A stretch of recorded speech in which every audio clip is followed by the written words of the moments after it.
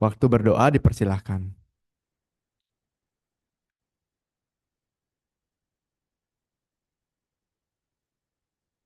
Berdoa selesai.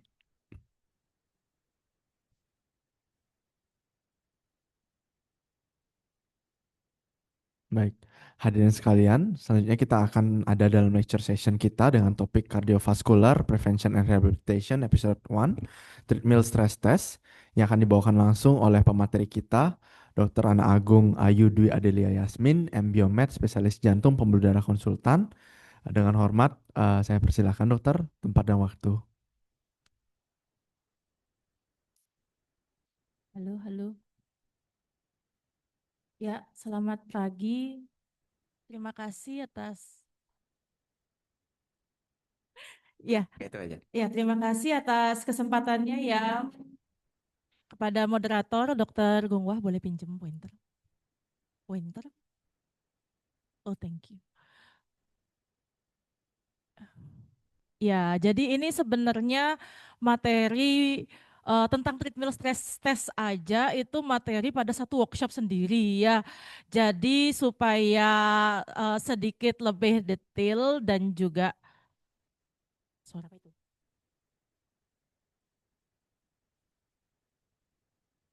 Ya, jadi nanti materinya ini akan kita bagi menjadi beberapa tahap. Aduh, mohon maaf sekali ini ya seperti biasa persiapannya kurang maksimal. Hampir aja saya mundurin lagi soalnya saya lagi kurang konsen, ada sedikit masalah keluarga. Tetapi dengan kekuatan SKS jadi juga ini slide saya bikin dari pagi. Ya, jadi ini bagian pertama dulu ya. Nanti akan ada episode berikutnya masih dengan saya tentang treadmill stress test. Jadi ini tentang bagaimana cara memilih protokol dan modalitas. Ya, ini hanya pada treadmill sih. Jadi protokol dan pada pasien apa dan persiapan pasien dan juga monitoring. Nggak bisa maju. Tuk, tuk, tuk, tuk. Slide.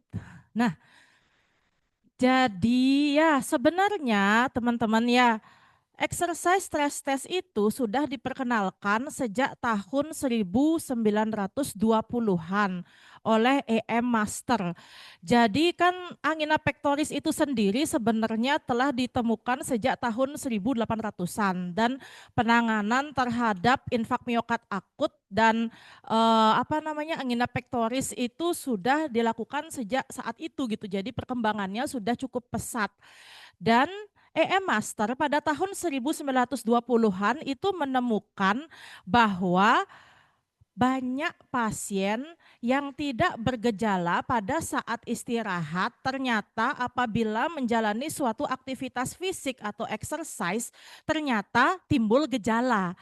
Jadi beliau itu berpikir untuk mengembangkan suatu tes untuk menilai bagaimana respon tekanan darah, detak jantung, dan juga elektrokardiografi pada pasien-pasien atau individu-individu yang menjalani suatu exercise test.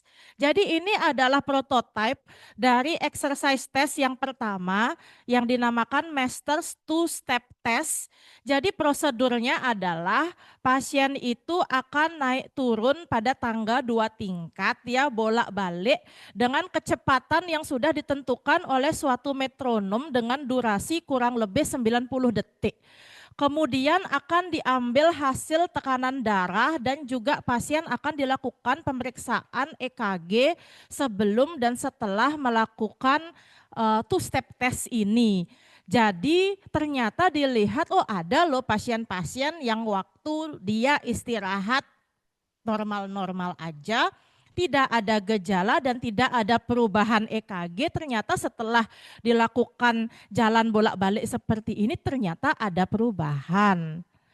Tetapi ternyata setelah dikembangkan ya diperkenalkan, diteliti-teliti oleh banyak orang didapatkan bahwa tes ini ada keterbatasan. Karena tes ini bukan tes untuk semua orang ya. Kemudian tes ini dipandang terlalu berat untuk sebagian besar pasien karena kan naik turun tangga dengan speed yang sudah diatur oleh metronom itu kan pada pasien-pasien yang mungkin sudah ada CAD dipandang terlalu berat. Dan kalau misalnya pengukuran atau pemeriksaan EKG itu hanya dilakukan setelah tes, bukan selama tes, itu kan jadi ada yang missing di sana karena seringkali pasien-pasien itu tidak sanggup untuk menyelesaikan satu siklus dari master two step test. Jadi tidak akurat gitu dikatakan hasilnya, tidak untuk semua orang. Nah, saya lagi kok nih macet ini ya. Nah, oleh karena itu kita harus berterima kasih ya kepada Bapak ini, Robert Arthur Bruce, yaitu Bapak dari exercise kardiologi. Jadinya beliau itulah yang pertama kali memperkenalkan suatu multi-stage protokol untuk exercise stress test yang diadaptasi hingga saat ini. Dan ini adalah protokol yang digunakan paling luas di seluruh dunia yang dinamakan Bruce Protocol. Jadi Robert Arthur Bruce ini beliau adalah seorang kardiolog dari Universitas Massachusetts di US. Jadinya beliau itu awalnya banyak meneliti tentang penyakit jantung rematik. Dan beliau itu awalnya meneliti bagaimana pasien-pasien penyakit jantung rematik itu dilakukan exercise test. Dan beliau awalnya menggunakan step test, tetapi karena dirasa kurang pas karena berat naik turun tangga itu kan bebannya lebih berat ya daripada cuma berjalan begitu aja berjalan di tempat yang lebih datar lah atau inklinasinya bisa diatur. Jadi beliaulah yang memperkenalkan awalnya penggunaan treadmill untuk melakukan exercise test awalnya pada pasien-pasien dengan demam penyakit jantung rematik. Maaf. Nah, kemudian setelah itu beliau memiliki ide bagaimana kalau misalnya ini diterapkan pada pasien-pasien dengan penyakit jantung koroner gitu. Jadi beliau itu mulailah membuat suatu one stage protokol awalnya. Jadi pasien-pasien dengan kecurigaan penyakit jantung koroner itu atau pasien-pasien pasca infak yang stabil diminta untuk berjalan di treadmill dengan inklinasi dan juga speed yang tetap selama 10 menit. Kemudian dilakukan pemeriksaan EKG. Nah, tetapi pada saat itu beliau juga menemukan wah ternyata kalau cuma satu stage itu tidak untuk semua orang juga karena kan persepsi orang terhadap exercise atau kebugaran orang itu kan beda-beda. Ada yang menganggap 10 menit dengan inklinasi dan kecepatan sekian itu terlalu berat, ada yang menganggap itu terlalu ringan gitu. Jadinya juga tidak bisa memberikan informasi yang akurat tentang exercise fisiologi, tentang bagaimana respon adaptasi detak jantung, tekanan darah dan juga respirasi terhadap suatu exercise. Makanya beliau menciptakanlah itu multi-stage protokol yang dinamakan Bruce Protocol. Kemudian masalah selanjutnya beliau ingin melakukan observasi EKG pada saat pasien itu exercise atau pada saat pasien itu berjalan atau berlari, di mana barrier yang paling signifikan adalah adanya motion artifact. Ya, karena kan pada saat itu beliau masih waktu awal-awal melakukan pemeriksaan EKG itu masih sama seperti EKG yang biasa yang ditaruh di tangan dan di kaki. Jadinya kan begitu jalan sambrak semua gitu. Sempat beliau menempel menggunakan mesh kok tidak bagus. Nah, terus kabar gembira setelah ditemukannya modified lead placement oleh Mason dan Likar. Jadi untuk mengurangi motion artifact, Mason and Likar pada tahun 1960-an itu mempropos bagaimana untuk memodifikasi EKG yang konvensional menjadi 10 lead EKG yang dikhususkan untuk exercise EKG dengan menarik elektrode yang berada di ekstremitas bawah dan ekstremitas atas ke torso semuanya. Jadi itulah yang kita kenal sebagai modified lead placement dari Mason Likar yang digunakan hingga saat ini. Jadi sejak tahun 1960-an penggunaan exercise stress test itu sudah sangat luas sekali dan sudah banyak diteliti di mana-mana ya. Dan waktu pas belum imaging atau yang lain-lain mungkin belum sepesat sekarang, ini sudah banyak digunakan dan sudah diteliti baik untuk tujuan diagnostik, untuk menilai kapasitas fungsional maupun untuk tujuan prognostik. Lanjut lagi. Ya. Sebelum kita membahas tentang exercise stress test, sangat penting bagi kita untuk mengenal prinsip metabolic equivalent atau sering juga disebut dengan metabolic equivalent of task atau METS.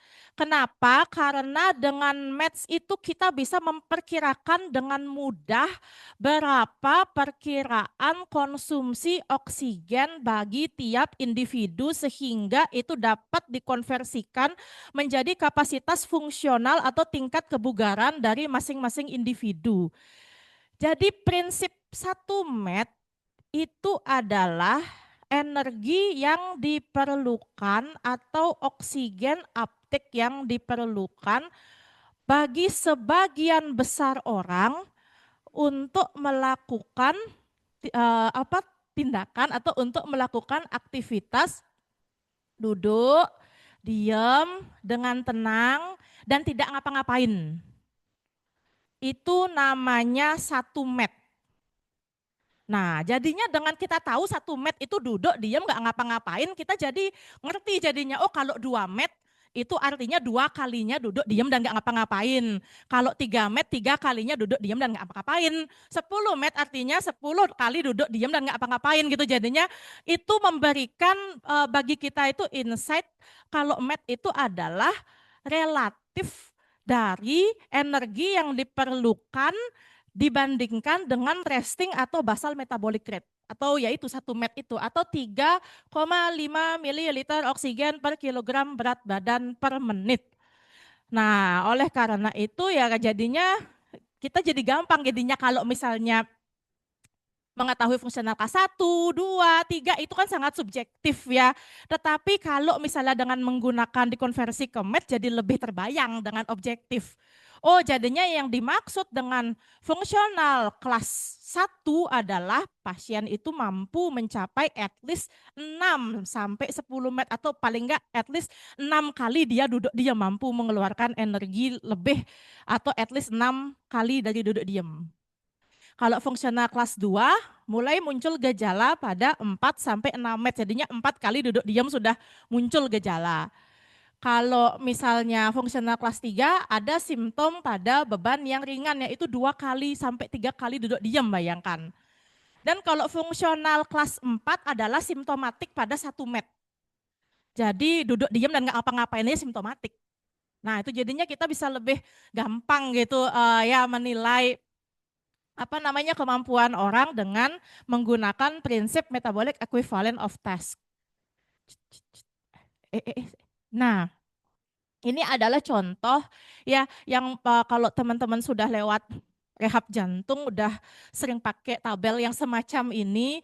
Jadi ini tabel yang mengkonversikan METS itu menjadi aktivitas fisik sehari-hari yang bisa dilakukan oleh pasien. Jadi ya ini juga kan bisa didapatkan estimated METS berdasarkan exercise test yang bisa kita konversi pasien-pasien ini boleh melakukan kegiatan apa saja secara lebih objektif dan terukur. Ya, jadi di sini kan jelas ya kalau misalnya mirip-mirip ya seperti tadi kalau misalnya dia fungsional kelas 1 berarti dia bisa lebih dari 6 METS, bisa vigorous, physical activity atau no restriction. Kalau misalnya dia itu fungsional kelas 2 ya kurang lebih 3 sampai 6 MET, fungsional kelas 3 1,5 sampai 3 MET, fungsional kelas 4 1 sampai 1,5 MET. Jadi ya mirip-mirip seperti yang tadi ya. Next. Nah, terus apa indikasi dari tindakan exercise stress test? Indikasi yang pertama yang paling sering tentu saja adalah tujuan diagnostik. Ya, tadi tujuan diagnostik yang pertama adalah untuk mengevaluasi pasien dengan keluhan nyeri dada. Kenapa dengan keluhan nyeri dada? Karena ingat ya, prinsip dari exercise stress test, dia itu memberikan stres untuk meningkatkan cardiac workload sehingga meningkatkan oksigen demand. Fungsinya adalah untuk pada chest pain yang kardiak ini untuk mereproducible kondisi dari stable angina pectoris.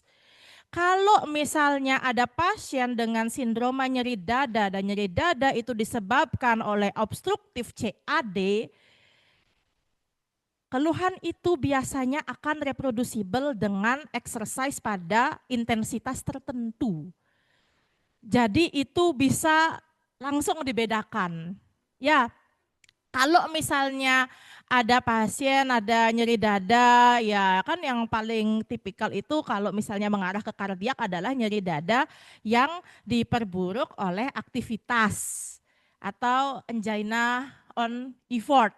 Jadi itu bisa dilihat dengan jelas pada exercise stress test. Adanya angina dan juga adanya perubahan pada EKG. Kemudian yang kedua adalah untuk mendiagnosis dari penyakit jantung koroner atau CAD. Jadi ini bisa menjadi salah satu modalitas ya untuk tujuan diagnostik.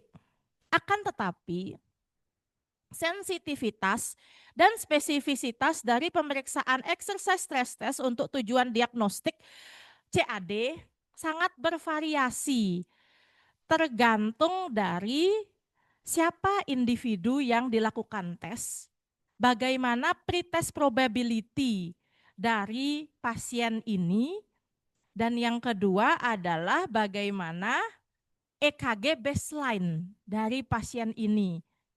Sangat dipengaruhi oleh hal tersebut. Jadi untuk mendapatkan sensitivitas dan spesifisitas yang tertinggi untuk mendiagnosis CAD, pasien-pasien yang dikirim untuk tujuan diagnostik sebaiknya berasal dari kelompok dengan pretest probability yang intermediate dengan EKG resting yang normal atau near normal. Ya, kalau yang lain ya bisa-bisa aja sih, tetapi harus diingat sensitivitas dan spesifisitasnya akan menurun. Gitu. Jadi ya bisa jadi terjadi false positif atau bisa jadi terjadi false negatif. Itu sudah harus dipikirkan dari awal ya. Jadi kalau misalnya ada pasien-pasien yang tidak memenuhi kriteria, mungkin bisa dipikirkan untuk melakukan em, memilih modalitas lain untuk diagnostik CAD. Kemudian yang ketiga adalah diagnosis exercise induced arrhythmia. Ya, karena kan kalau misalnya ada aritmia yang diinduksi oleh exercise, biasanya itu adalah aritmia yang juga berhubungan dengan penyakit jantung koroner. Itu karena dengan peningkatan oksigen demand itu kan akan mengakibatkan ya electrical instability dan juga LV dysfunction sehingga pada pasien bisa terjadi aritmia dan juga respon hemodinamik yang tidak normal. Terutama pada low level activity. Karena kalau misalnya pasiennya ini dia healthy people tanpa CAD, kalau misalnya dia dengan low level activity, very unlikely dia akan mengindus aritmia yang signifikan. Yaitu aritmia yang signifikan itu maksudnya not every aritmia ya. PVZ yang multivokal, PVZ yang at least couplet, atau VT atau VF. Itu exercise induced arrhythmia yang mengarah ke CAD. Nah, kemudian selain tujuan diagnostik bisa juga untuk tujuan evaluasi. Jadi tentu saja mengevaluasi exercise capacity. Ya ini sudah kita sering sekali lakukan kalau teman-teman yang sudah lewat rehab pasti sudah sering ngitung bagaimana kemampuan kapasitas latihan dan juga kelas fungsionalnya dan bagaimana efektivitas terapi. Jadi pasien-pasien yang sudah mendapatkan terapi, misalnya mendapatkan terapi revaskularisasi, mendapatkan terapi anti angina yang adekuat, pasca rehab jantung, ya itu bisa juga melakukan exercise stress test jadinya untuk menilai before dan afternya gimana, dengan harapan kan dengan terapi itu bisa meningkatkan functional capacity dan memperpanjang ischemic threshold gitu. Kemudian dengan bisa juga untuk tujuan evaluasi prognosis ya, dengan yang sering kita hitung Duke Treadmill Score itu yang utama, tetapi juga bisa menggunakan parameter-parameter yang lain. Dan juga evaluasi DIPSNU. Ya, DIPSNU ini kan juga sudah dianggap keluhan yang ekuivalen terhadap angina. Jadi kalau ada keluhan DIPSNU, terutama DIPSNU on EVORT, bisa untuk melakukan treadmill stress test untuk mengetahui apakah itu berhubungan dengan perubahan EKG yang mengarah ke suatu kardiak iskemia atau tidak. Ya, kemudian indikasi selanjutnya yaitu untuk evaluasi rehab jantung dan bisa juga untuk tujuan asuransi. Ini nanti kalau sudah praktek apa di MCU sering dapat ini untuk tujuan asuransi ya, atau untuk restratification pada pekerjaan-pekerjaan dengan risiko tinggi.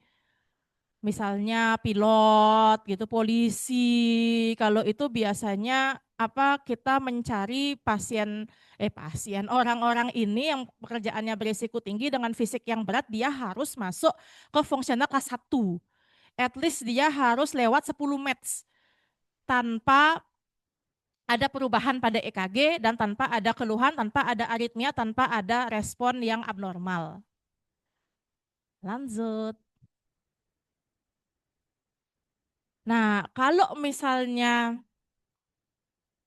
zaman dulu ya, sebelum imaging itu banyak banyak digunakan, treadmill stress test itu yang ECG base itu masih berada di kelas 1 untuk diagnostik, untuk tujuan diagnostik. Tetapi ada perubahan rekomendasi sejak dikeluarkannya guideline chronic coronary syndrome dari ESC pada tahun 2019. Pada guideline ESC itu dikatakan bahwa exercise EKG itu hanya kelas 1 rekomendasinya untuk menilai toleransi latihan, adanya gejala, aritmia, respon tekanan darah, dan juga event risk. Jadi hanya untuk functional capacity dan prognosis. Dia tidak dipilih untuk diagnostik. Tetapi karena imaging itu ya persebarannya masih relatif jarang dibandingkan dengan exercise stress test yang lebih murah dan lebih di mana-mana, jadi itu masih masuk rekomendasi sebagai alternatif kalau tidak ada pemeriksaan non-invasif yang lain atau tidak ada pemeriksaan imaging yang lain untuk merule in atau merule out suatu CAD gitu. Ya, tetapi bukan utamanya untuk diagnostik lagi. Nah, itu dipertegas juga oleh guideline CCS yang baru dari ESC 2024. Ya, jadinya itu masih mirip-mirip. Exercise SEG itu direkomendasikan untuk menilai toleransi latihan, gejala, aritmia, tekanan darah, dan event terjadinya untuk prognostikasi. Dan tetap tempatnya itu adalah alternatif untuk diagnostik apabila tidak tersedia pemeriksaan imaging yang lain. Ya, dan kalau misalnya pada apa namanya exercise bisa digunakan untuk restratifikasi dan juga untuk menilai keberhasilan terapi. Nah, ini juga ini nanti teman-teman mungkin sudah tahu juga ya kalau misalnya pada ESC itu kan memperkenalkan suatu metode pretest probability yang berdasarkan tiga faktor faktor, yaitu gejala, jenis kelamin, dan juga usia yang akan menempatkan individu-individu itu menjadi jatuh ke kelompok pretest probability yang low, intermediate, and high kan gitu. Yang tujuannya adalah untuk menilai pasien-pasien mana saja yang membutuhkan pemeriksaan lebih lanjut untuk tujuan diagnostik. Terutama kan imaging itu yang lebih mahal harganya itu ya. Nah, di sini dikatakan kalau misalnya pada ESC 2019 ya, pada pasien dengan low probability, very low to low probability, kalau yang very low itu di bawah 5%, kalau yang low itu 5 sampai 15%, tidak usah dilakukan pemeriksaan lebih lanjut untuk mengurangi cost, efisiensi gitulah. Nah, tetapi pada guideline 2024, kalau misalnya pada pasien dengan very low ya nggak usah diperiksa lebih lanjut. Tapi kalau pasien itu masuk ke low likelihood dengan pretest probability antara 5 sampai 15%, bisa dipertimbangkan untuk dilakukan exercise stress test dulu. Kalau misalnya didapatkan negatif, maka pasien ini tidak perlu dilakukan pemeriksaan lanjutan, tidak perlu dipertimbangkan untuk imaging invasif atau non-invasif. Ya, oke, lanjut. Nah, ini kontraindikasinya ya. Jadi untuk teman-teman yang nanti ada di poli atau di mana namanya, di ruangan-ruangan ini yang mau mengirim pasien ke rehab untuk dilakukan exercise stress test untuk menghindari adanya akut cardiac event dan juga untuk meningkatkan safety, harap memperhatikan kontraindikasi, terutama kontraindikasi absolut. Tapi saya yakin ini sudah jelas sekali ini ya, pasti nggak bakalan nggak kayak ada yang ngirim pasien ke treadmill dengan kontraindikasi absolut. Jadi kontraindikasi absolut itu infak miokard akut dalam 2 hari karena dianggap tidak stabil. Kalau di treadmill ya pasti akan bisa memicu aritmia maligna dan juga bisa memperluas infak malah pasiennya. Atau kalau masih UAP juga tidak boleh, aritmia dengan gangguan hemodinamik, miokarditis, itis-itis yang akut itu tidak boleh di treadmill karena dapat memicu aritmia yang life threatening. Ada gagal jantung dekompensatif kardiogenik, nggak mungkin deh ini di treadmill, ini kurang kerjaan. Akut aortic dissection, pulmonary embolism atau disability. Kalau pasiennya ini tidak memiliki gate yang baik gitu ya, atau ada OA, ada stroke, jangan dikirim untuk exercise stress test, pilih modalitas yang lain. Oke. Kalau misalnya yang relatif itu bisa meningkatkan risiko terjadinya event, tetapi masih boleh dilakukan dengan caution dan dengan pemantauan yang ekstra. Lanjut, macetan ini ya. Nah, kemudian Uh, ini ada beberapa kondisi yang apa namanya kemungkinan akan mempengaruhi hasil EKG pada pasien-pasien yang akan menjalani exercise stress test. Karena ini adalah exercise stress test yang EKG base. Jadi kan pasti yang kita pandang itu adalah EKG-nya kan, kita akan melihat adanya perubahan pada hasil EKG. Oleh karena itu, kalau misalnya Anda mau mengirim pasien treadmill untuk tujuan diagnostik, jangan mengirim pasien dengan EKG yang tidak normal. Karena itu akan mempersulit untuk mengevaluasi dan kita mau menentukan apakah ini negatif atau positif itu jadi sulit jadinya karena kita sudah tidak bisa menggunakan EKG sebagai tools utama kita untuk memantau. Gitu ya. Contohnya pasien-pasien yang menggunakan digoxin. Kan sering ada digoxin efek yang ST depresi itu sebenarnya sudah tidak bisa untuk diagnostik ya. Atau hipokalemia yang juga bisa membuat ST depresi dan gelombang U itu sudah tidak bisa itu sebenarnya. Beberapa kelainan seperti kongenital, valvular, atau kardiomiopati, yaitu bisa dikatakan memberikan hasil yang abnormal, jadi sering false positif jadinya gitu, padahal dia bukan CAD gitu, jadinya ini tools yang buruk untuk diagnostik kalau misalnya pasiennya itu sudah diketahui ada kongenital atau kardiomiopati. Dan kalau misalnya ada perubahan EKG yang mengenai lead V5 dan V6, itu membuat interpretasi EKG menjadi sulit karena lateral lead itu adalah lead pada EKG stress test dengan spesifisitas yang tertinggi. Jadinya kalau misalnya pada lead itu sudah kita ada kelainan di baseline, itu sudah susah kita evaluasi untuk exercise stress test.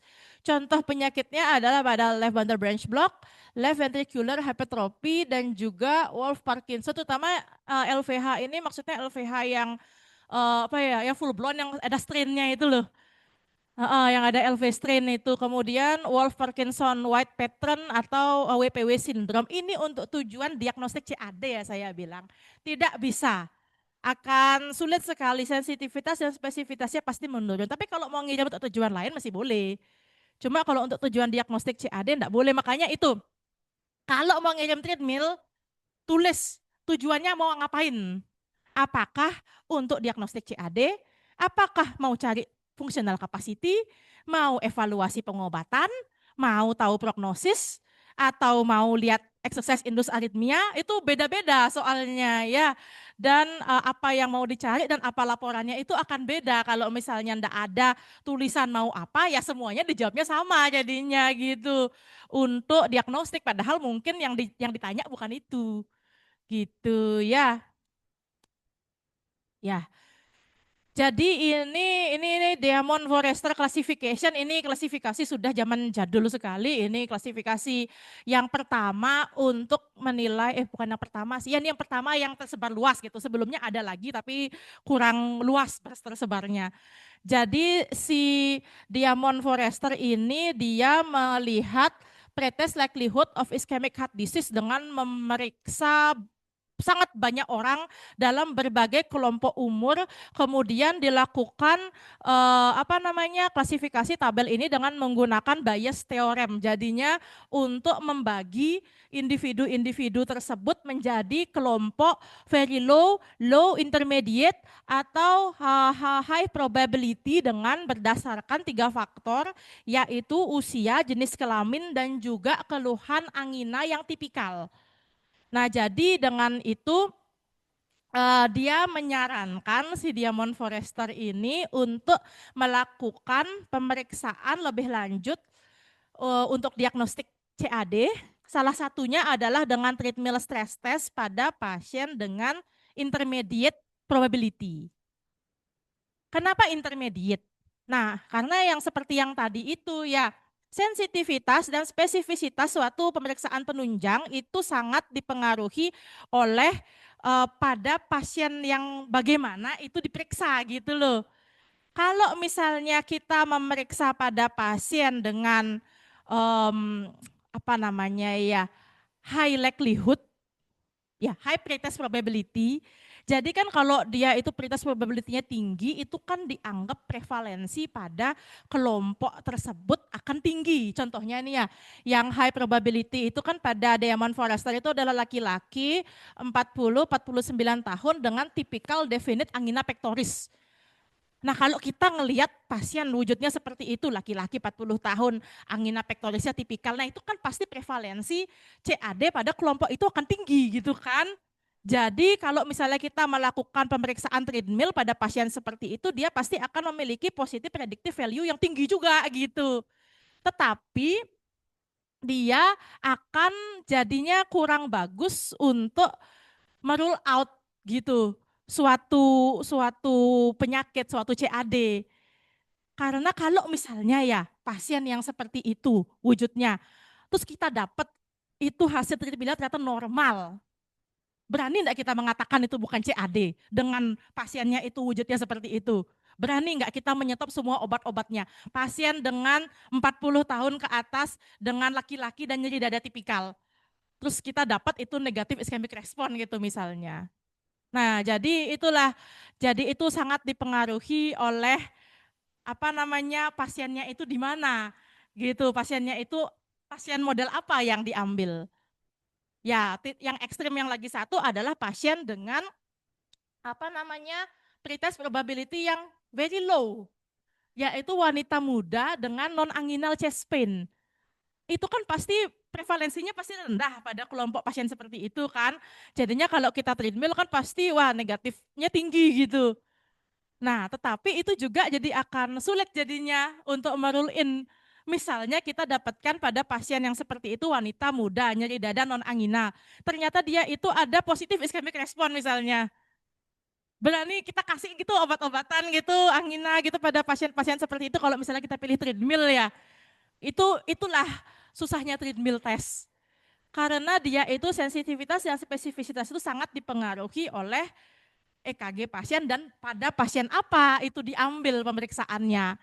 Makanya Diamond Forrester menyarankan untuk meningkatkan spesifisitas dan sensitivitas dari pemeriksaan, lakukan tindakan ini pada pasien dengan intermediate likelihood of CAD, gitu ceritanya.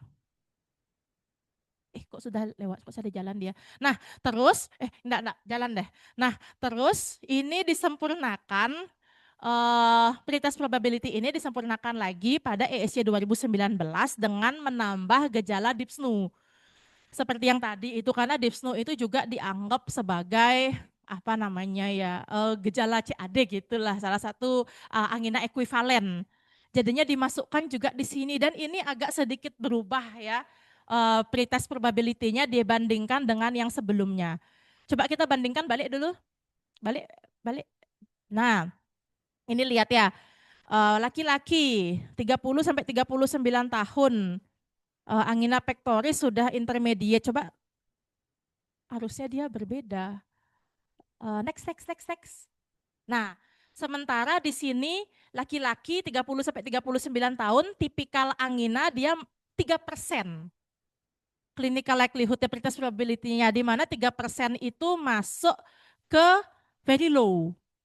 Karena dikatakan ya setelah dikalibrasi lagi itu Diamond Forrester didapatkan bahwa Diamond Forrester itu agak overestimate katanya. Gitu jadinya sebenarnya actual prevalensi CAD pada pasien-pasien yang dengan karakteristik seperti ini itu lebih rendah dibandingkan dengan yang dipropos oleh Diamond Forrester. Makanya agak berubah jadinya tabelnya jadi lebih rendah. Gitu. Di sini dikatakan ini ya pada ESC 2019 ini seperti yang tadi, kalau misalnya pasien itu masuk ke dalam very low probability of having CAD yaitu dengan pretest probability kurang dari 5%, tidak perlu dilakukan tindakan apa-apa.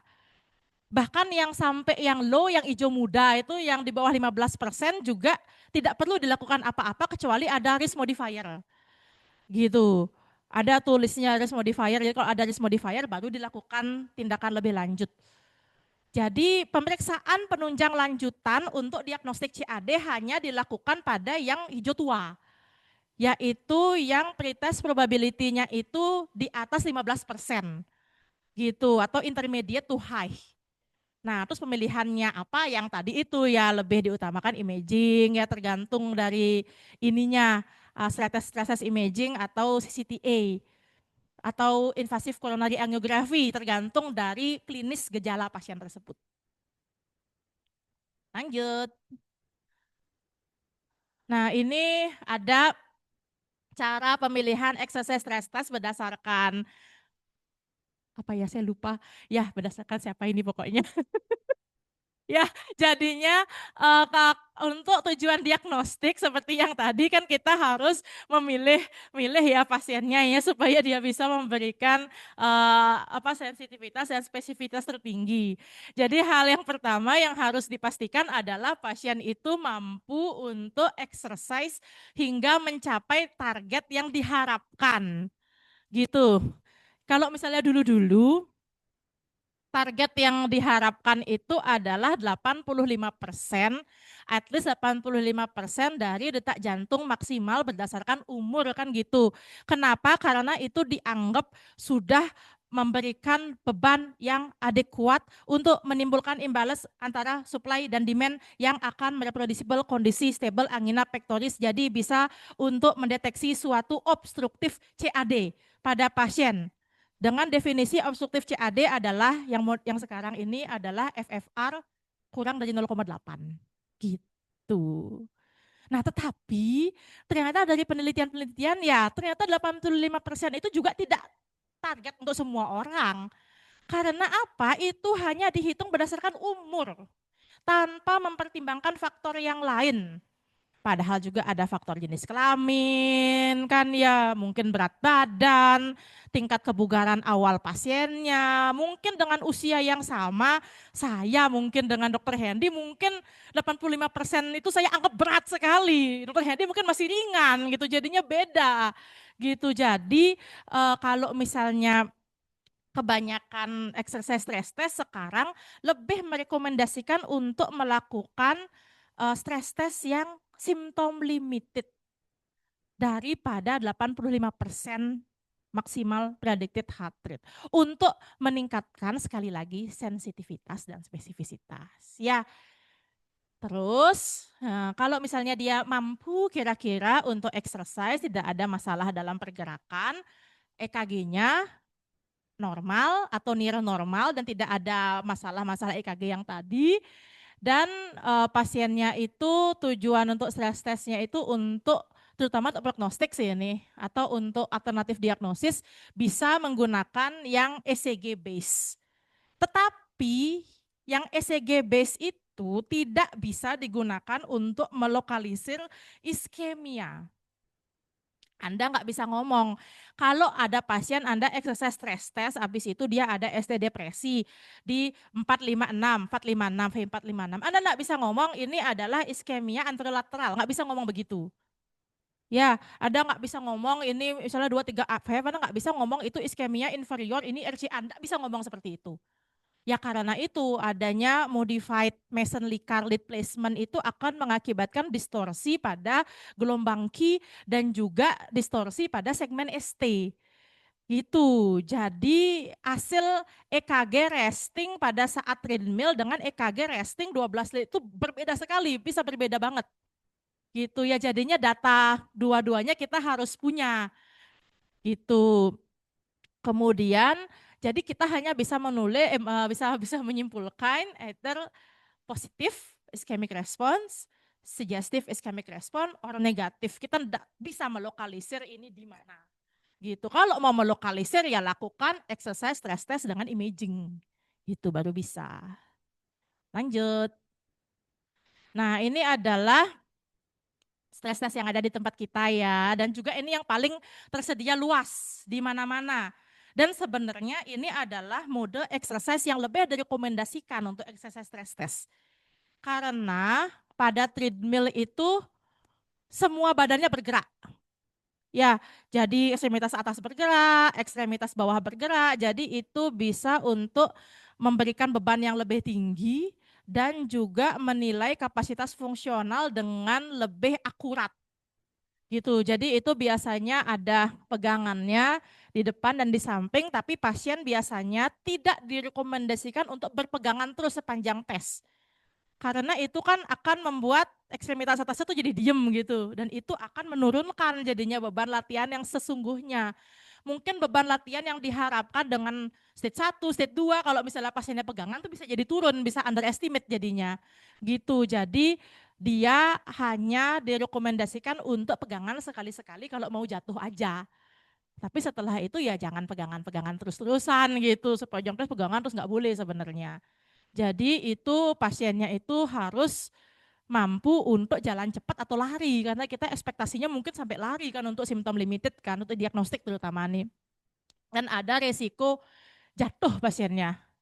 Dan kekurangannya juga motion artefaknya lebih tinggi. Jadi karena kan dia bergoyang gitu lebih keras apa ekstremitas atasnya gitu. Jadinya ya itu kekurangannya. Lanjut. Ini treadmill tapi kita enggak banyak bahas ya di sini, kita belum punya juga. Mudah-mudahan akan segera punya. Jadi ini dikatakan lebih murah dari treadmill dan tempatnya lebih kecil.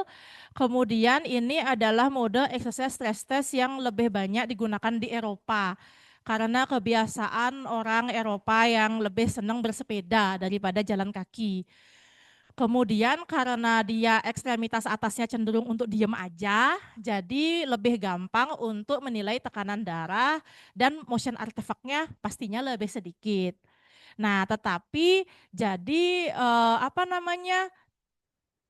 hasil dari stres tes pasien ini akan sangat berpengaruh dari kekuatan dari quadriceps muscle-nya dia. Jadi kalau misalnya pasiennya nggak bisa sepedaan, itu kan metodenya dari exercise stress test dengan ergo itu ya, kan pasiennya itu diminta untuk mengayuh secara kontinu dengan kecepatan yang sudah ditentukan, yaitu 50 sampai 60 RPM per menit. Kalau misalnya kurang atau lebih nanti alatnya kedip-kedip gitu biasanya merah gitu kan. Kemudian dia caranya untuk menaikkan intensitas kalau treadmill kan dengan menaikkan speed dan inklinasi.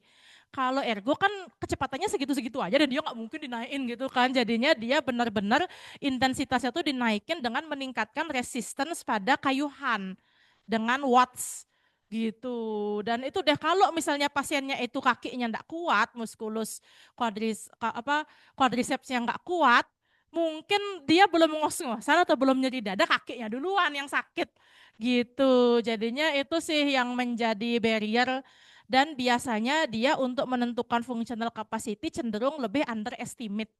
Karena itu yang gerak cuma kakinya doang, tangannya diem gitu. Jadi untuk menilai exercise capacity sebenarnya lebih bagus yang treadmill. Lanjut. Nah, jadi ini protokol-protokol untuk exercise stress testing biasanya itu terdiri dari periode pemanasan, kemudian akan ada periode latihan dengan beban yang akan meningkat secara kontinu dalam kurun waktu tertentu, kemudian akan diikuti oleh periode recovery. Nah, dan beban latihannya itu harus mengikuti protokol tertentu ya yang sudah berlaku internasional. Jadinya enggak boleh buat protokol sendiri kecuali mau bikin penelitian. Dan bebannya itu harus ditingkatkan perlahan-lahan dengan waktu yang tertentu. Jadi tergantung mau menggunakan protokol apa. Dan protokol yang paling familiar, yang paling banyak digunakan di seluruh dunia, yang paling banyak penelitiannya adalah protokol Bruce. Lanjut. Nah, ini protokol-protokol untuk exercise stress test itu ada dua macam. Ada protokol graded, ada protokol ramp. Contoh dari protokol yang graded adalah Bruce protokol. Jadinya pada protokol yang graded itu dia memiliki kurun waktu ya at least 3 menit dengan peningkatan intensitas latihan yang drastis gitu di antara satu stage dengan stage yang lain. Jadi protokol yang staging ini dia sangat bagus untuk tujuan diagnostik. Karena waktu dia naik stage, dia match-nya itu meningkat secara signifikan sehingga akan menimbulkan respon peningkatan detak jantung dan tekanan darah yang melonjak pada menit pertama. Stage baru itu akan menginduksi iskemi dengan lebih mudah. Gitu. Tetapi dia kurang bagus untuk menilai fungsional capacity. Karena kan sebenarnya kalau graded itu kan dia stage 1 itu kan 3 menit. Menit pertama, kedua, ketiga itu dianggap sama itu match-nya. Padahal kan belum tentu gitu ya kan. Yang ini juga satu, satu, dua, tiga, enggak, dia dianggap naik match tuh kalau sudah sampai 3 menit. Gitu jadinya kalau misalnya dia baru stage 2 menit pertama dia mundur jadinya dianggap baru menyelesaikan stage 1. Padahal kan pasti sudah beda kan karena sudah lewat gitu. Kalau misalnya mau menilai fungsional capacity dengan lebih baik digunakan REM protokol. REM protokol itu dia menggunakan durasi yang lebih singkat, kenaikan bebannya itu lebih gradual, lebih sedikit-sedikit, durasinya itu antara 10 detik sampai 2 menit. Jadinya dia itu naiknya sedikit-sedikit tapi waktunya lebih singkat, naiknya secara kontinu. Jadi ini mau berhenti di titik manapun ini bisa ketahuan dengan lebih eksak gitu loh. Berapa match pada pasien ini, menghitung estimated match-nya pasti lebih akurat. Jadi protokol REM ini adalah protokol yang lebih direkomendasikan pada CPX atau CPET karena bisa menilai apa namanya VO2 max atau menilai match dengan lebih akurat. Lanjut. Nah, ini contoh Bruce protokol ya. Jadi ini protokol Bruce itu dia diawali dengan 1,7 mph dan sudah ada inklinasi 10%. Jadi ini hanya untuk orang-orang kuat gitu. Kalau misalnya orangnya itu sedentary atau dia itu heart failure atau dia itu elderly, dia biasanya enggak kuat dia dikasih 1,7 mph, terutama barriernya adalah inklinasinya ini karena itu bikin apa cardiac straining yang lebih berat gitu dibandingkan dengan jalan di tempat yang datar. Dan kalau misalnya kita lihat di sini ya, jadinya perbedaan match antara tiap stage itu signifikan. Stage 1 menyelesaikan stage 1 4 match, stage 2 7 match. Jadinya perbedaannya sekitar 2 sampai 3 match per stage. Inilah metode yang bagus untuk bikin iskemik pada orang-orang yang obstruktif CAD. Jadi stage 1 dia 4 terus dia naik langsung dia naik kecepatannya dan inklinasinya sehingga jadi 7 match. Kalau ada obstruktif langsung dia itu cepat menimbulkan imbalance antara supply dan demand. Jadi ini bagus banget kalau misalnya mau menimbulkan suatu gejala gitu. Jadi kalau udah pakai ini nggak ada gejala ya kemungkinan lebih yakin lah gitu ngomongnya ini negatif gitu. Makanya kalau diagnostik ya harus Bruce untuk meningkatkan sensitivitas dan spesifisitas. Karena ya kita kasih yang berat gitu untuk pasiennya untuk memicu karena itu pun yang cuma cuma obstruktif yang bisa dilihat kan ya. Jadi kalau misalnya itu normal, apakah bukan normal, itu negatif. Apakah itu artinya benar-benar tidak ada stenosis? Enggak, belum tentu. Bisa jadi ada tapi tidak obstruktif. Gitu ya, jadinya itu hati-hati dalam menginterpretasikan itu terutama kalau misalnya pasien-pasiennya itu ada faktor resikonya itu. Gitu, misalnya kita bilang wah normal tidak apa-apa, wah ternyata terus pasiennya beberapa bulannya infak terus. Karena kan itu yang sering bikin ACS itu kan malah plak yang kecil-kecil itu tapi nggak stabil gitu kan. Jadinya itu deh hati-hati ya menginterpretasikan dan memilih pemeriksaan penunjang untuk pasien-pasien. Lanjut.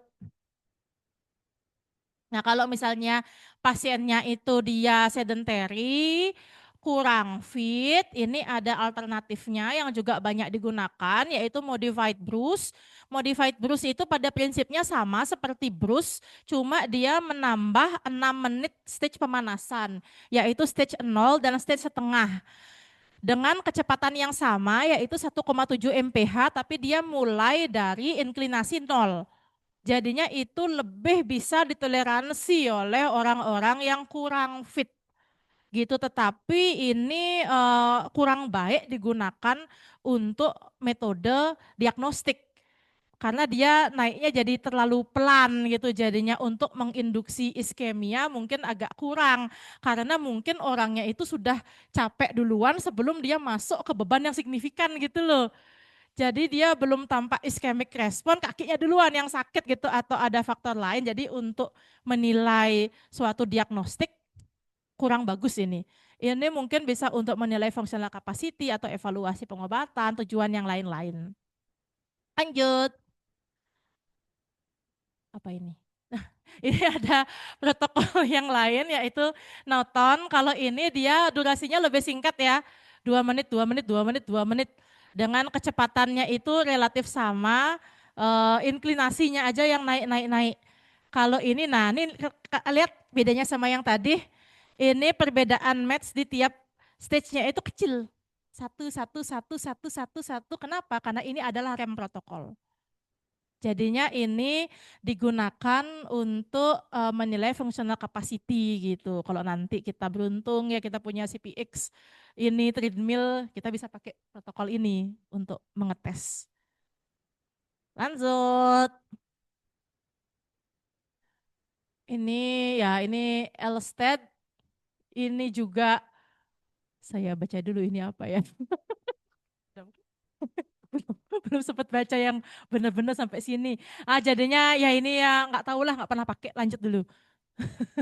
Ini kayaknya kalau ngelihat ini juga sih staging ini ya. Ini staging ini karena dia durasinya 3 menit 3 menit. Lanjut.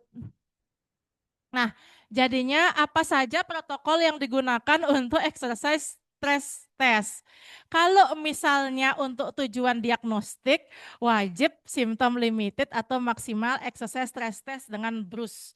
Ya, kalau misalnya menilai kapasitas fungsional, ya bisa pakai modified BRUS, tapi lebih diutamakan dengan BRUS protokol yang juga symptom limited juga. Cuma ya simptomnya itu adalah fatigue gitu atau out of breath, bukan bukan apa namanya nyeri dada atau bukan iskemia. Kemudian ada protokol yang lain yaitu submaksimal low level exercise stress test. Nah, ini digunakan untuk pasien apa? Ini biasanya digunakan untuk treadmill pre-discharge pada pasien-pasien yang apa namanya ya, belum stabil gitu. Misalnya ada pasien dengan infak miokard akut yang belum direvaskularisasi atau difibrinolitik gitu, atau dikonservatif. Terus dia mau pulang. Nah, terus kita mau tahu apakah ini benar-benar bisa pulang nggak, cukup nggak dengan konservatif aja tanpa dilakukan suatu revaskularisasi. Kita bisa menggunakan exercise stress test yang sering kita gunakan kan 6 minute ya biasanya ya. Tapi sebenarnya lebih akurat kalau kita menggunakan submaksimal atau low level exercise stress test. Jadi kita menggunakan treadmill stress test bisa dengan Bruce, bisa dengan modified Bruce atau Naughton. Jadi dengan protokol yang lebih ringan dan targetnya itu juga cuma 120 sampai 130 beat per menit atau 70% dari maksimal predicted heart rate. Atau 5 match aja, 5 match itu kurang lebih Bruce 5 menit. Jadinya enggak terlalu, jangan jangan sampai ada keluhan gitu. Karena apa? Karena kita mau tahu apakah pasien ini sudah masuk fungsional kelas 2 apa enggak. At least dia fungsional kelas 2 tanpa high risk features. Tanpa adanya angina, tanpa adanya ST depresi, tanpa adanya aritmia yang maligna, ya udah pulangin aja gitu. Tetapi kalau misalnya pada level seperti ini aja sudah ada Harris feature, sudah ada angina, sudah ada ST depresi, sudah ada aritmia maligna, udah ada gangguan hemodinamik, respon hemodinamik yang abnormal, nggak jadi pulang pasiennya. Harusnya di revaskularisasi dulu. Itu tujuannya treadmill pre-discharge ya. Itu treadmill pre-discharge untuk tujuan untuk pasien-pasien yang sudah jelas infak tetapi belum direvas. Tapi kalau misalnya treadmill pre-discharge untuk pasien UAP low risk, pakai yang ini yang simptom limited, yang BRUS. Jadinya beda ya. Treatment pre-discharge tergantung makanya pasien apa yang dikirim itu harus dijelaskan baik sama yang ngirim dan di cross check sama yang menerima. Ini tujuannya apa? Karena yang dicari beda ya dan persiapannya beda dan juga protokolnya beda. Lanjut. Nah, terus bagaimana persiapannya ya? Nah, personelnya itu tentu saja dia harus bisa ACLS, troli emergensi harus tersedia karena ini adalah prosedur yang berisiko tinggi. Gitu jadinya bisa terjadi walaupun jarang ya. Kalau dari penelitian sih ya cuma 2/1000 katanya ke kejadian yang akut yang signifikan kayak aritmia maligna atau jadi ACS pasiennya dan yang meninggal katanya nggak ada gitu. Asal pemilihan pasiennya tuh benar sesuai indikasi dan kontraindikasi. Jangan diterima-terima aja semua yang dikirim gitu ya, di cross check dulu. Jadi katanya kalau kalau misalnya di luar ya eh, diawasi sama nurse yang capable ACLS atau BCLS saja boleh. Tetapi dokter spesialis jantung yang berkompeten untuk melihat adanya perubahan pada EKG atau untuk menginterpretasikan itu harus berada pada jarak dekat gitu katanya. Jadinya enggak boleh dengan perawat aja terus dokternya di rumah gitu, enggak boleh gitu ya. Yang paling aman sih kita lihat sendiri gitu karena dia kan parameternya dinamis gitu kan jalan gitu terus. Tapi kalau misalnya mau didelokasikan boleh tapi orangnya harus tetap ada ya sama aja jadinya gitu. Kemudian apa namanya lingkungannya itu harus terang, supaya kita bisa lihat EKG-nya, bisa lihat mimik pasiennya, nyaman, temperaturnya cukup besar dan lega, bisa pakai treadmill, bicycle ergometer, harus ada troli emergensi dengan isi yang lengkap gitu dan ada defib dan ada ini apa requirement untuk isi dari troli emergensinya ini agak berbeda ya sebenarnya ya karena kan dengan exercise stress test itu kan bisa memicu adanya chest pain, ACS jadi harus ada ISDN, juga antiplatelet, morfin gitu, harus ada yang obat yang kayak gitu, anti aritmia gitu untuk pasien-pasien yang melakukan treadmill. Kemudian persiapan pasien harus tahu indikasinya itu buat apa, diagnostik atau evaluasi prognostik atau untuk apa. Kemudian apakah ada kontraindikasi absolut, pastikan pasien mau menggunakan pakaian dan alas kaki yang nyaman. Kemudian jangan makan berat ya, sebelum tindakan at least 3 jam makan ringan atau kalau pagi ya puasa gitu jangan jangan jangan makan kok diambil pagi-pagi gitu jam 7 jam 8 ya jangan dikasih makan dulu kenapa? Karena itu bisa menimbulkan suatu false positif terutama pada lid inferior gitu. Jadi itu harus diperhatikan ya. Dan inform consent terhadap tindakannya itu gimana, risiko tindakannya gimana karena ini adalah tindakan berisiko tinggi. Lanjut. Apa itu ya?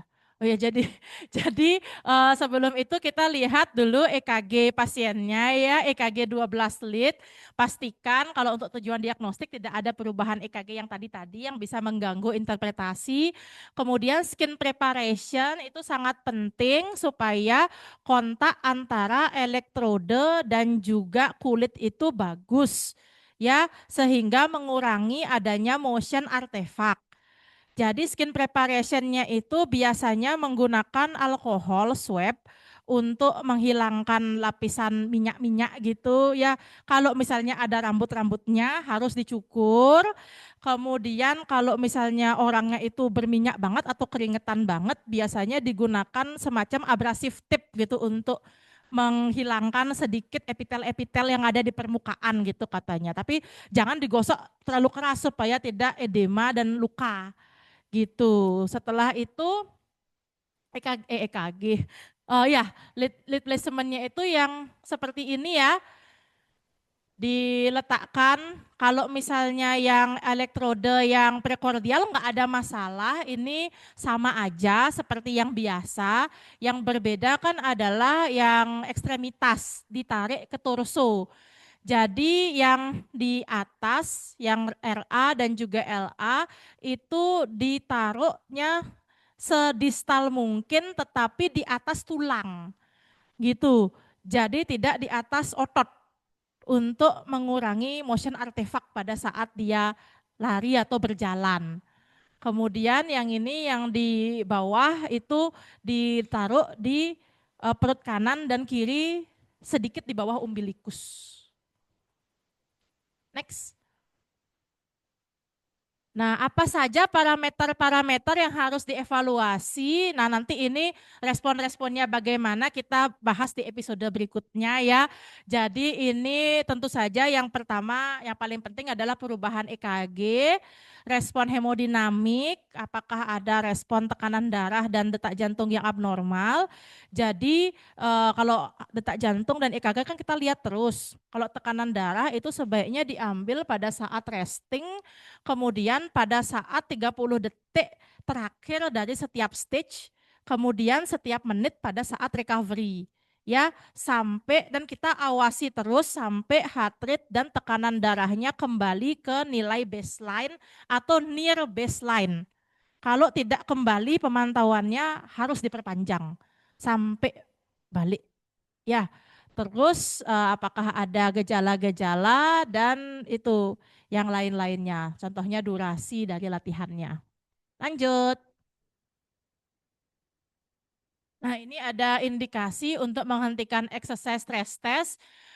Tentu saja kalau ada perubahan pada EKG yang signifikan ya, atau itu namanya ischemia threshold.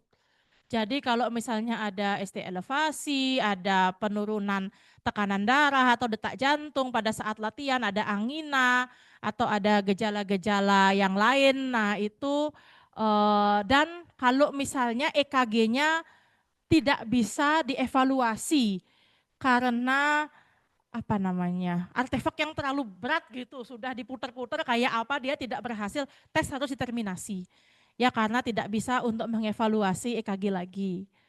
Lanjut lagi. Nah, sekian ya dari saya pada pagi hari ini. Capek coy. Jadi sebagai kesimpulan, exercise stress test itu sering digunakan untuk deteksi CAD pada pasien dengan keluhan chest pain atau dyspnea on exertion. Nah, jadi para tenaga medis yang mensupervisi exercise stress test itu dia harus benar-benar paham ya terhadap bagaimana cara melakukan stress test dari awal, dari persiapan, pemilihan pasien, pemilihan protokol, pemantauan, dan juga evaluasi dan monitoring.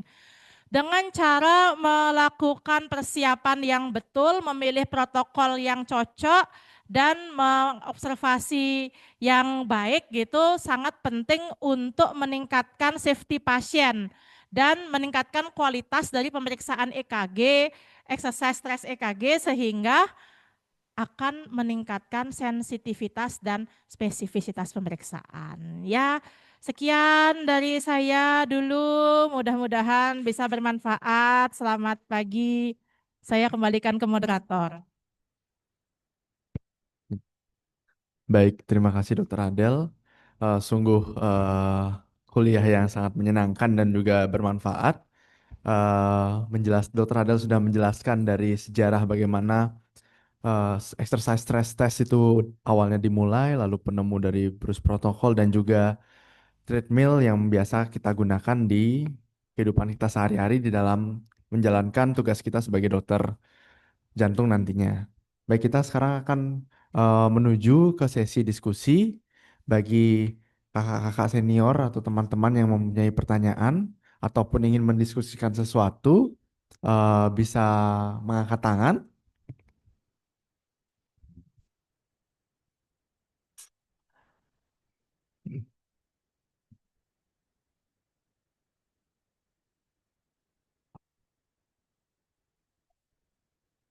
Baik, mungkin Kak Robi ingin berdiskusi. Dokter, Ya. mohon izin bertanya dokter. Ada dua pertanyaan dokter. Yang pertama dokter kan ini mungkin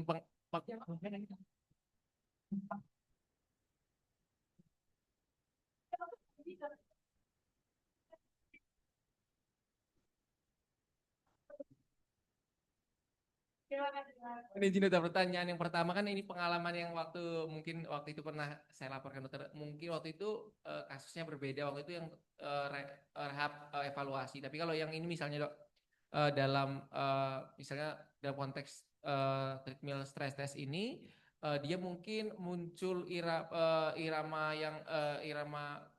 yang kategori cautionnya itu setelah tindakan dok. Jadi bukan waktu kita tindakan. Jadi waktu pemulihan itu kayak misalnya kayak kemarin muncul pasien yang dengan punya AF paroksismal menjadi AF RVR misalnya gitu dok. Mungkin apa yang perlu kita eko ke pasien mengenai itu dan apakah mungkin ada makna klinisnya untuk pasien tersebut. Yang kedua untuk kontraindikasi TST sendiri kan tadi sudah kita lihat bersama. Namun mungkin tadi bagaimana untuk kasus-kasus pasien-pasien yang punya penyakit paru gitu dok, misalnya dia punya penyakit PPOK gitu dok, yang mungkin yang atau penyakit paru yang lain yang mungkin mengganggu proses pertukaran oksigen pada pasien tersebut, apakah ada pertimbangan atau caution tertentu untuk dilakukan TST pada pasien-pasien dengan penyakit paru yang seperti itu dokter? Terima kasih dokter. Ya, baik, terima kasih ya. Jadi, nah makanya tadi kita dikasih tahu kalau misalnya pada waktu recovery, pastikan pemantauan dengan durasi recovery yang cukup ya. Sehingga apa namanya saraf parasimpatis itu sudah kembali secara sempurna. Jadi gini, kalau misalnya pada exercise stress test, pada saat dia exercise yang naik itu, yang awalnya hilang itu adalah tonus parasimpatis.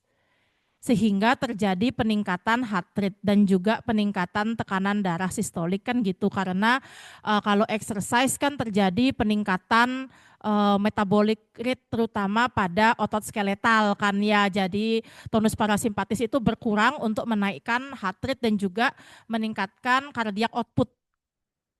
Setelah itu, setelah tonus parasimpatis hilang akan dilanjutkan dengan peningkatan tonus simpatis yang akan lebih lanjut lagi meningkatkan heart rate.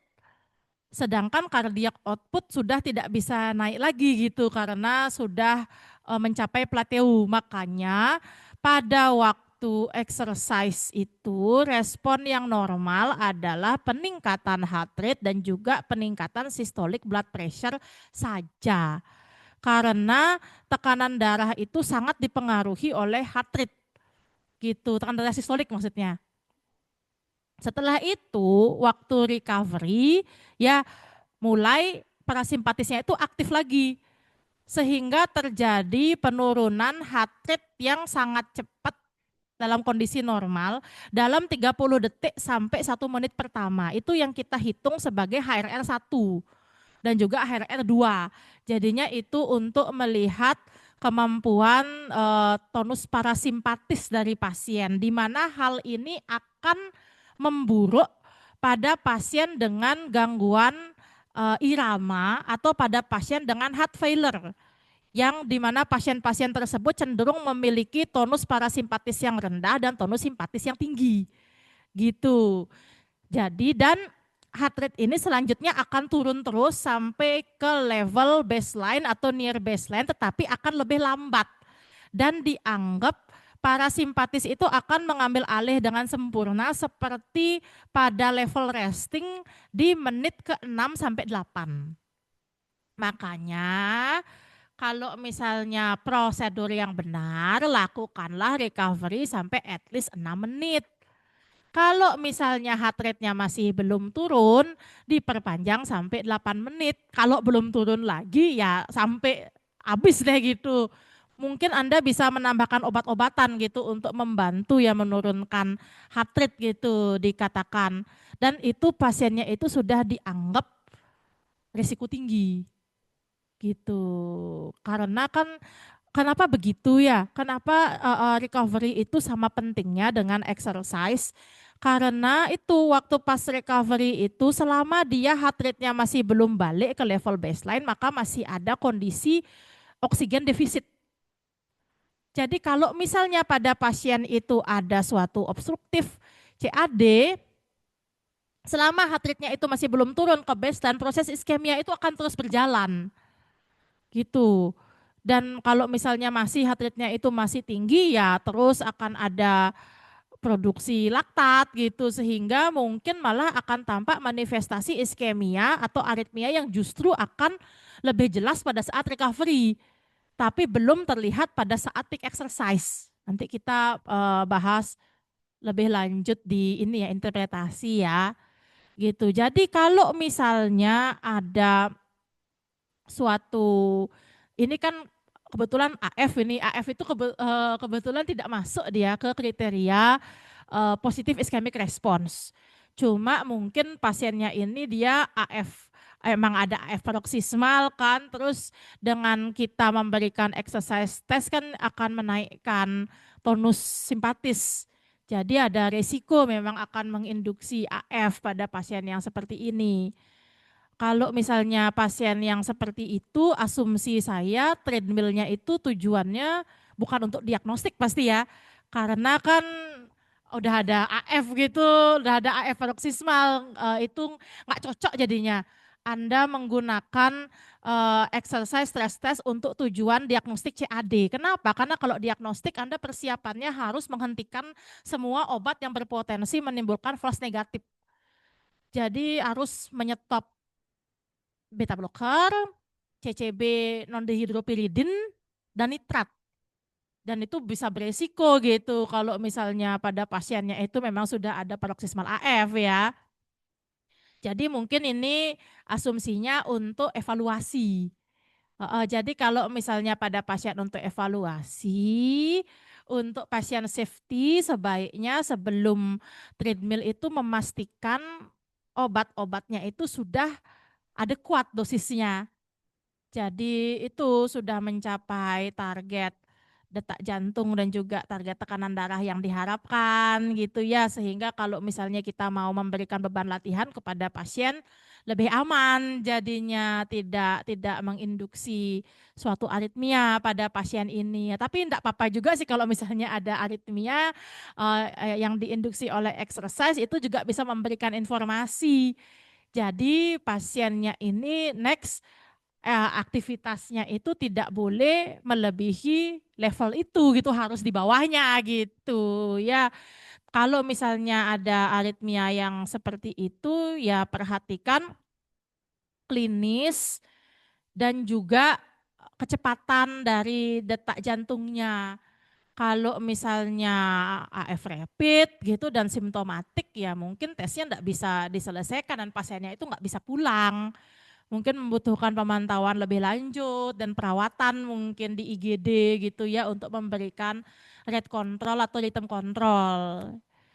Tetapi ya kalau misalnya ada seperti itu artinya ya AF-nya itu memang AF paroksismal yang gampang terinduksi gitu loh. Jadinya pasien itu selain harus memerlukan rate control yang adekuat juga harus memerlukan antikoagulan yang adekuat jadinya. Gitu kan karena AF paroksismal yang on off gitu kan risiko tromboembolinya lebih tinggi. Gitu ya, jadinya itu harus diperhatikan. Yang kedua nanya apa tadi lupa. Oh, penyakit paru, ya ya. Kalau penyakit paru itu mungkin masuknya dia ke kontraindikasi relatif ya. Seperti anemia gitu karena kan dia meningkatkan respon iskemia pada pasien yang bukan disebabkan oleh cardiac problem gitu. Jadi itu bisa menyebabkan pitfalls dalam menginterpretasi. Jadi mungkin kalau misalnya pasien dengan penyakit paru, apalagi penyakit paru yang signifikan, ya itu treadmill stress test untuk tujuan diagnostik itu sudah tidak bisa dilakukan. Ya Dokter Robia, jadi jangan dikirim untuk diagnostik stress test. Karena tidak mungkin dengan protokol yang maksimal gitu, dengan target yang maksimal. Kalau misalnya dia ada iskemik, terus dia ada exercise induced saturation gitu karena parunya kan bisa jadi iskemiknya karena masalah dari pertukaran gas gitu, bukan dari obstruktif CAD yang berpotensi mengakibatkan false positif gitu pada pasien. Jadi ya kalau misalnya mau melakukan exercise stress test harus jelas indikasinya apa.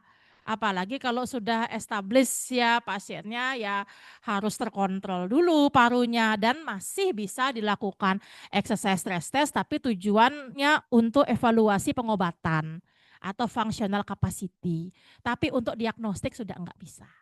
Ya, oke. Mungkin ada tambahan dari Dokter Antoni juga lagi bersemangat stase di rehab. Oke, nggak ada. Ya, oke. Mungkin, Tanya boleh dok? oh boleh Dokter Asman, silahkan. Mungkin yang ingin saya Ini udah tanyakan. berapa kali jadi alumni ini. Bolak-balik Dokter Asman Iya dok. membantu di rehab. Nggak lulus-lulus soalnya dok. Diulang Kita terus. sangat berminat kayaknya. Gimana Dokter Asman? Mungkin yang ingin saya tanyakan di absolut dan relatif ini dok, yang di point disabilities that procedure safe testing dengan bagian recent stroke or transient ischemic attack yang pernah saya temukan itu kan memang pasiennya dengan kelainan gait ya dok ya, jadi emang dia nggak bisa jalan bagus, artinya lari pun kan mustahil. Cuman waktu itu memang pasiennya dikirim untuk sempat dikirim untuk diagnostik, terus akhirnya hanya kita rehab, dilanjutkan dengan jalan saja.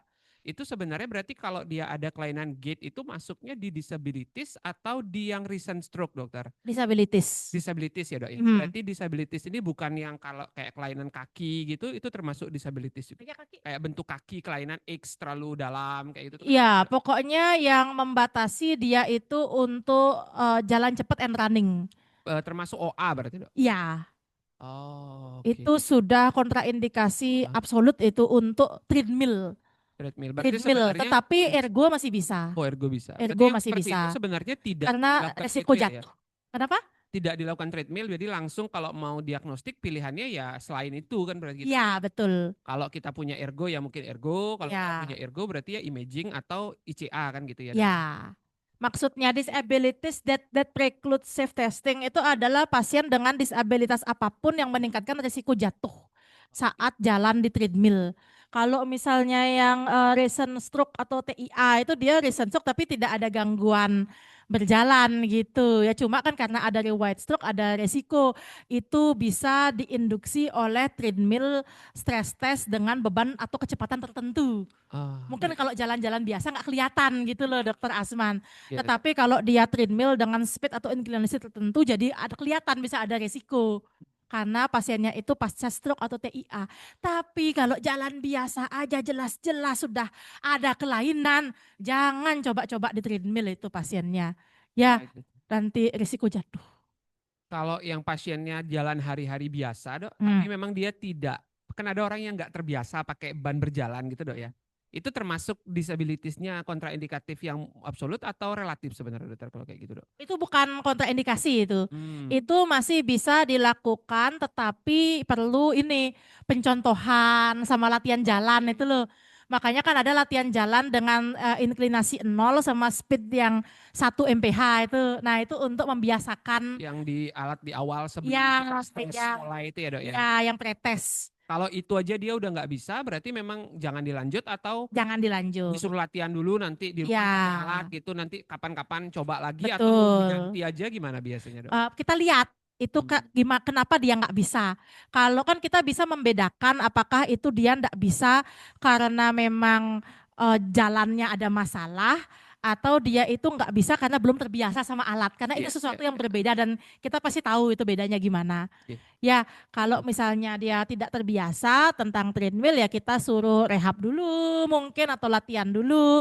Tapi kalau benar-benar sudah nggak bisa jalannya atau malah memicu nyeri gitu atau masalah saat berjalan langsung ganti modalitas. Ya. Itu mungkin yang kedua, dokter, terkait dengan treadmill stress test pre-discharge tadi, Dok, yang sempat dokter sampaikan.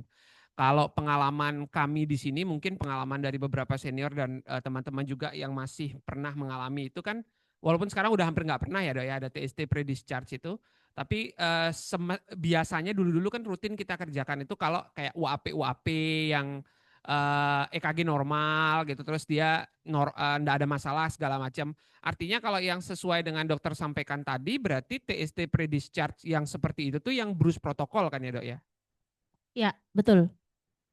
Kalau dia berarti yang post PCI terus komplit revas gitu, Dok, atau mungkin dia masih ada sisa lesi. Terus biasanya kan kalau dia ketemu kita di ruangan kadang kita minta rehab intraranap mungkin hari ketiga keempat.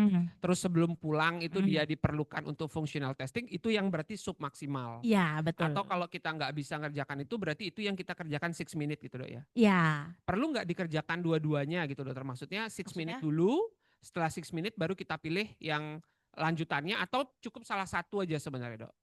Nah, itu juga dilihat bagaimana pasiennya ya, Dokter Asman ya. Karena kan kalau misalnya treadmill itu kan walaupun dia cuma pakai modified Bruce, itu pasti akan lebih berat daripada 6 minute gitu. Jadi kalau misalnya Dokter Asman mungkin lihat pasiennya itu lebih tua, lebih frailty gitu kan, atau fungsional kelasnya lebih buruk, 6 minute aja cukup. Tapi kalau misalnya lebih muda atau mungkin habis pulang itu mau melakukan suatu aktivitas Oke. apa Iya, gitu dokter. kan ya, aktivitas yang kelas 2 aja, yang enggak berat-berat, mungkin mau kerja atau gimana, mungkin bisa langsung mempertimbangkan treadmill yang Treadmill submaksimal. submaksimal. Oh, yang Ya, submaksimal itu pakai modified ya, Dok ya? modified. Modified Bruce. Pakai modified atau Norton untuk pasien IMA. 5. Jadi pasien IMA kalau belum lewat dari 3 minggu belum boleh dilakukan protokol BRUS. 3 minggu ya. Ya, atau maksimal ya, karena masih dianggap akut ya. Itu hanya boleh submaksimal. Anda boleh mengulang ke ke maksimal protokol kalau asimptomatik selama 3 minggu. Oke. Baik, dokter. Makasih, Dok. Tuh. Mungkin nanti berarti di yang selanjutnya baru yang tentang treadmillnya ya, Dok ya. Episode berikutnya tentang Oh iya, kalau boleh tentang usul diagnostik. dokter mungkin ditambahkan protokol yang benar dan teori tentang 6 minute, dokter. Protokol yang Ya, benar jadi dan cara teori ngerjain yang strict minutes yang benar tuh seperti apa? Karena Iya, saya iya, iya. belajar di YouTube sama saya lihat di sini tuh beda soalnya, Dok, gitu. Biar nggak bingung gitu, dokter. Karena saya juga selama residensi di bawah 1,5 bulan nggak terlalu banyak kan, Dok, kita berurusan dengan 6 minute karena fokus di bagian lain. Jadi kalau mungkin boleh nanti request sih, Dok, Iya, kalau iya. boleh nanti waktu yang episode berikutnya ditambahin tentang Sabar dulu, nanti 6 minute lain dulu. Ini oh ya, treatmentnya belum boleh, selesai. dokter. Soalnya masih nggak terlalu paham juga, Dok, karena ada Itu. perbedaan gitu, dokter. Biar nggak salah, Dok. Ya, ya, ya, ya. Boleh, boleh, boleh. Iya, Dok. Nanti kita tampung keinginan pemirsa ya. Iya, Nanti dokter. di Makasih, dokter. Ya, terima kasih. Ada lagi yang Ya, mau baik tanya? dokter. Ya, Di sini ada pertanyaan dari Zoom, dokter. ya, Iya, ikut di Zoom. iya dokter. Dari mana itu? Dari Kak Giani, dokter. Heeh. Ini Kak Giani bertanya, selamat pagi dokter, izin bertanya ada 4 pertanyaan dokter. Pertanyaan pertama, bagaimana peranan TMT pada kondisi aritmia? Apa sajakah yang kita evaluasi pada kondisi tersebut? Dan apakah jenis aritmia stabil yang tidak boleh kita lakukan TMT, dokter? Yang kedua, peranan estimate VO2 yang kita dapat dari TMT terhadap pengambilan keputusan klinis pada pasien. Ini belum, belum. Belum. Belum, belum. Ini nanti ini ya. Nanti Ini untuk diagnostik ini. Jangan nanti ya, simpen dulu. disimpan dulu ya. Simpen. Nanti mungkin kita langsung jawab nanti perlu ditanya. Siap. Berarti Sabar dulu ya. Ini baru sampai pemilihan protokol. Ya, nanti interpretasi kita yang berikutnya supaya nanti kita jelaskan dari awal ya. untuk ini disimpan dulu dokter. Nggih, Yang untuk episode kedua. screenshot dulu. Ya, di Ya. screenshot dulu dokter. Nggih. Yang nomor 2 apa nih? Nomor 2 itu peranan dari Kak Cindy, dokter. Dari Kak Cindy, selamat pagi dokter, izin bertanya. Pada pasien dengan baseline EKG abnormalities seperti LBBB, LVH strain, dan resting ST depresi atau elevasi AVR, jika kita TST bukan untuk diagnosis, indikasi EKG untuk penelitian TST-nya, apakah sama dengan pada pasien dengan baseline EKG yang normal?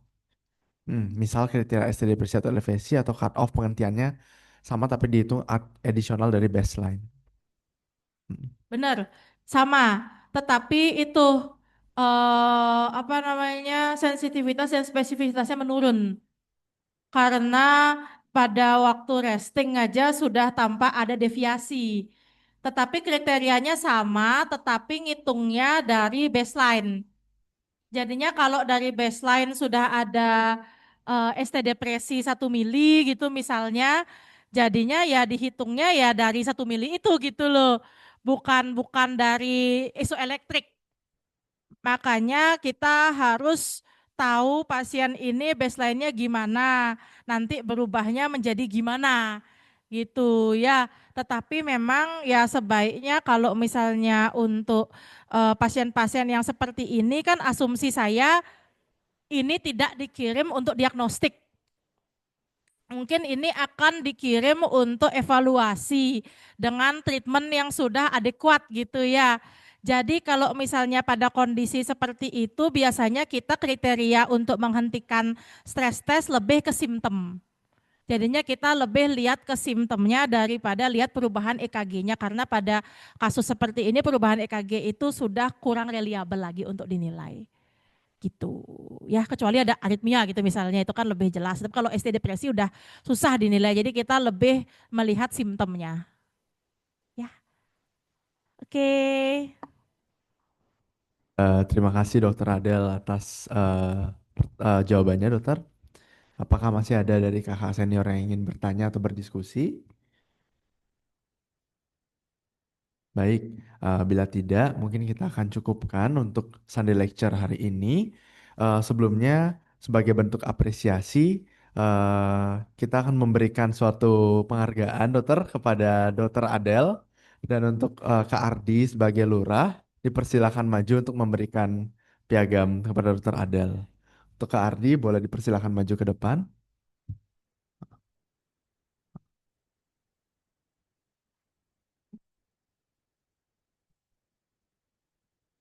Hmm, hmm, ya, potongan. Baik, sebelum kita tutup, mari kita berfoto bersama terlebih dahulu. Mungkin semua kakak-kakak senior yang telah hadir secara offline bisa maju ke depan untuk berfoto bersama.